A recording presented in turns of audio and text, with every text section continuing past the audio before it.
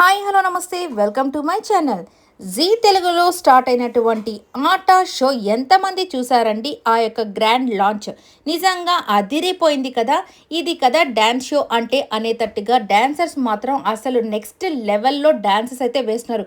అసలు నిజంగా వీళ్ళని ఎక్కడి నుంచి తీసుకొచ్చారో కానీ డిఫరెంట్ స్టేట్స్ నుంచి వీళ్ళని తీసుకురావడం, నిజంగా వీళ్ళు డ్యాన్స్ కోసం ఇలాంటి వాళ్ళు ప్రాణం పెట్టేస్తారేమో అన్నట్టుగా వీళ్ళ డ్యాన్స్ పర్ఫార్మెన్సెస్ అయితే ఉన్నాయి.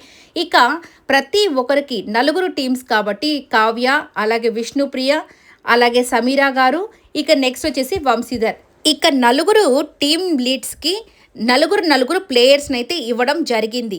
ఇక వీళ్ళు కూడా నెక్స్ట్ లెవెల్ డ్యాన్సెస్ అయితే వేసి మరి ఏ టీం గెలవాలని మీరు అనుకుంటున్నారో కమెంట్ అయితే చేసేసేయండి.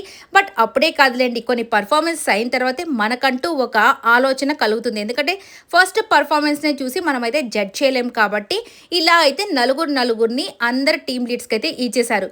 ఇక వ్యాలంటైన్స్ డే స్పెషల్ కూడా అప్పుడే రావడం నిజంగా నెక్స్ట్ లెవెల్లో వీళ్ళ పర్ఫార్మెన్సెస్తో పాటు వీళ్ళ యొక్క ప్రేమ గురించి కూడా ఖచ్చితంగా అడుగుతారు కదా. ఇక జానీ మాస్టర్ మీ ఫస్ట్ లవ్ ఏంటి అనగానే మా అమ్మగారే నా ఫస్ట్ లవ్ అని చెప్పేశారు. ఇక వాళ్ళ వైఫ్ని తీసుకొచ్చి చక్కగా ఒక మంచి ఫ్లోర్ మూమెంట్స్, ఫ్లోర్ డ్యాన్స్ వేసేసి పూలతో స్వాగతం చెప్పేసి చక్కగా రోజ్ ఫ్లవర్ అయితే ఇచ్చేశారు. ఇక నిహారిక గారైతే ఎస్, ట్రూ లవ్ అనేది ప్రతి ఒక్కరికి ఉండాలి. సో ఫస్ట్ ఎవరికైతే ఆ ట్రూ లవ్ అనేది దొరుకుతుందో వాళ్ళు చాలా లక్కీ అని చెప్పేసి నిహారిక గారు చెప్పేశారు. నేను కూడా చాలా లక్కీ, మా పేరెంట్స్ వల్ల నాకు కూడా ఒక మంచి లవ్ దొరికిందని. ఇక నెక్స్ట్ వచ్చేసరికి మన రాధిక గారిని చూడగానే మన సుధీర్ గారు అయితే ఐ లవ్ యూ మేడం అని చెప్పేసి ప్రపోజ్ చేసేస్తున్నారు. ఇక నీలాంటి క్యూట్ అబ్బాయి నన్ను ప్రపోజ్ చేస్తే నిజంగా నేను చాలా లక్కీ అని చెప్పి మన రాధిక గారు కూడా ఎంత స్పోర్టివ్గా తీసుకొని ప్రతి ఒక్కరితో మాట్లాడుతున్నారంటే నిజంగా చాలా బాగా అనిపించింది.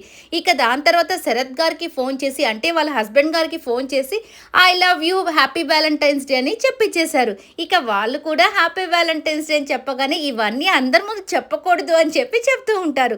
ఇక నెక్స్ట్ వచ్చేసరికి ఏమన్నా గిఫ్ట్ అడగండి అని సుధీర్ గారు అడిగితే నేనే ఒక పెద్ద గిఫ్ట్ కదా అని చెప్పేశారనమాట. ఇలా సరదాగా సాగిపోయింది. ఇక సుధీర్ గారు, కావ్య వీళ్ళిద్దరి గురించి స్పెషల్గా చెప్పాల్సిందేనండి. ఎందుకంటే వీళ్ళిద్దరి కాంబోని చాలామంది ఇష్టపడుతూ ఉంటారు కదా.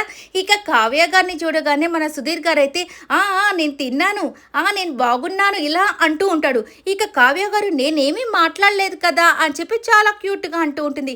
నీ కళ్ళే నాతో మాట్లాడుతున్నాయి, నువ్వు మాట్లాడిన అవసరం లేదు అని చెప్తూ ఉంటాడు. ఇక చూసుకోండి ప్రతి ఒక్కరు నవ్వులు, ఏంట్రా బాబా వీళ్ళిద్దరి మధ్య కెమిస్ట్రీ అన్నట్టుగా వీళ్ళు నవ్వుకుంటూ ఉంటారు. ఇక నెక్స్ట్ ఆ కంటెస్టెంట్స్లో ఒక అమ్మాయి అయితే సుధీర్ గారికి పిచ్చి ఫ్యాన్ అనే చెప్పాలి.